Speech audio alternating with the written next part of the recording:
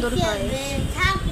দুই বোনে আজ কি যে মজা করে কেক খাচ্ছে, আমরা ইচ্ছা করে ওদেরকে আজকে কাটতে দেয়নি কেকটাকে, শুধু হাত দিয়ে ধরে ধরে খাচ্ছে আর খুব এনজয় করছে।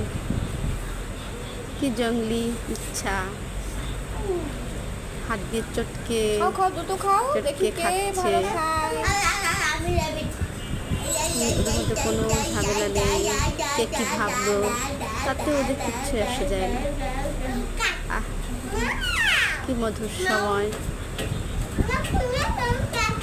এভাবেই তোমরা বেড়ে ওঠো তোমাদের স্বাধীনভাবে, আনন্দ হাসিতে, এটাই আমাদের প্রত্যাশা। ভালো থেকো সবসময়, জীবনটাকে এভাবে আনন্দে কাটিয়ে দাও।